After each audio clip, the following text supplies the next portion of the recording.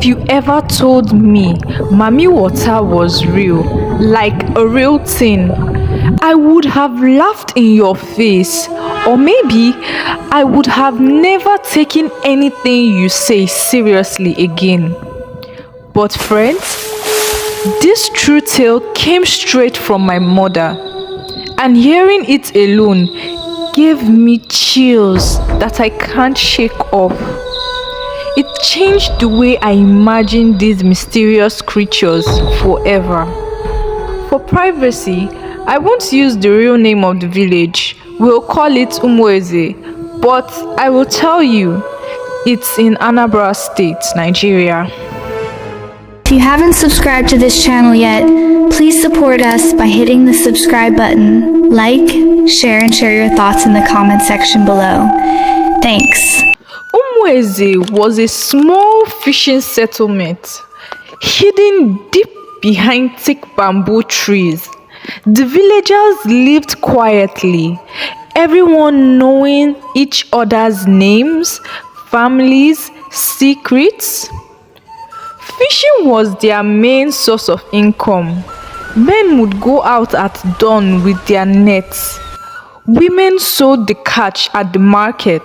And because the mighty river Niger flowed right beside them, the river was both their pride and their fear. They fetched water from it, bathed in it, swam in it, and of course, fished there. But everyone knew one thing: never stay alone by the river for too long. Why? Because for generations, old folks had whispered about strange sightings, beautiful women with fish tails glistering like oil in the sun. People called them Mami Water, and sometimes people who wandered to the river alone never returned. Our story centers on Okoro, a man in the village who was famous for three things. 1. His poverty. He wore the same patched up clothes every day. 2. His love for cigarettes, so much that even the children joked, smoke comes out of his mouth even when he's not smoking. And 3. His bad luck. His fishing nets always came back empty. Okoro had once been married, but his wife died during childbirth 5 years earlier. She was weak, malnourished, and Okoro's laziness meant she never got the care she needed. Sadly, both she and the baby died. You would think that tragedy would make him change, but instead, it only made him smoke more. One fateful morning, Okoro woke up to the rumbling of his own empty stomach. His head pounded from tobacco. He searched the house, nothing to eat. Even the little yam he had, goats had eaten it during the night. Frustrated, he muttered to himself, "Let me go and bath small.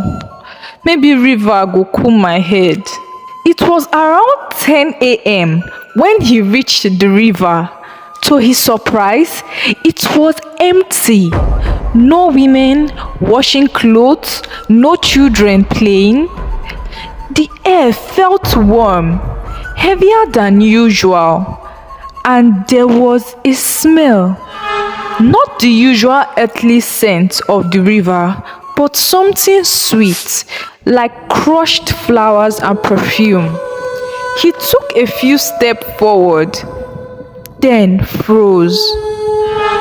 Across the river bank, sitting on a beautifully carved coral chair, was the most beautiful woman he had ever seen.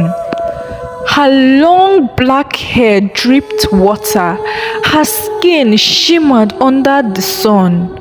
She washed herself with a soap that released the same sweet scent in the air.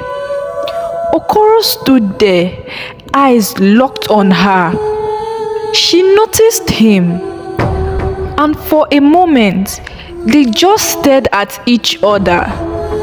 Then, splash! She dived into the water, vanishing without a ripple. Left behind on the sand was the soap can and the chair. Okoro's heart raced. He should have run, but greed whispered in his ear. He rushed forward, grabbed the items, and dashed home.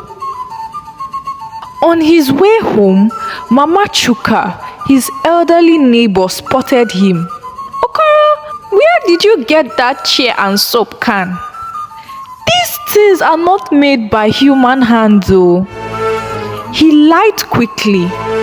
"A fisherman gave them to me to keep." Mama Chuka shook her head. She had seen such things before. She knew they belonged to the river people, and she also knew the owners would come looking. That night, she quickly sprinkled salt across her doorway for protection. At exactly midnight, the moonlight outside Okoro's house dimmed. The air turned heavy and damp. A soft knock came 3 times. Creak! The door opened on its own. A tall, beautiful woman stepped inside. It was the lady from the river. Her hair was wet, dripping, but her skin was completely dried. She knelt by his bed and shook him gently. "I am not here to harm you. I only came for what you took." Okoro pretended not to understand, but she smiled sadly. Together, they knelt and peered under his bed, her face glowing faintly like the moon. There was the soap can and chair. She took them, then pressed a shiny coin into his palm. His reflection gleamed in it like a mirror. "Wait 7 days before you spend this. Don't break my timing." And just like that, she was gone. The next days dragged on. Okoro grew hungrier. His cravings for cigarettes shook his body. By the 5th day, he couldn't take it anymore. He went to Madam Chioma's shop. She noticed the shiny coin and set it apart from other money. Thinking it was special, she sold him the cigarettes, and Okoro used the change to buy food. He had no idea what he had just done. On the 7th day, Madam Chioma went to take the money from where she had kept the coin. She froze. There was now a huge pile of money, the shiny coin sitting on top. She couldn't believe her luck. She kept it quiet. But the next day, it happened again. The blessing had left Okoro and gone to her. That night, the air grew warm again. Mama Chuka felt it. She stayed by her window, watching.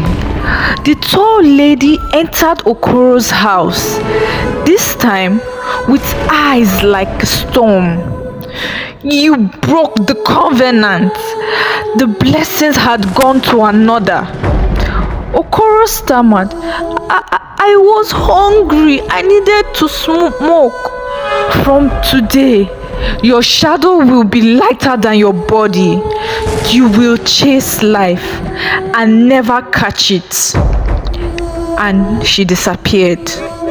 The next morning, Okoro told Mama Chuka everything, and she shook her head. Okoro, that was a Mami Water. She was blessing you. The 7 days was for the money to multiply. Realizing his mistake, Okoro ran to Madam Chioma's shop, but she had vanished, relocated without a trace. A year later, Okoro was found dead in his home. Unable to bear his suffering, he had ended his own life. And that is the first in our Mermaid Tale series. The next one is even stranger. Please stay tuned. Thank you. For more interesting and amazing stories like this, subscribe and turn on the notification bell, and thanks for watching. We love you.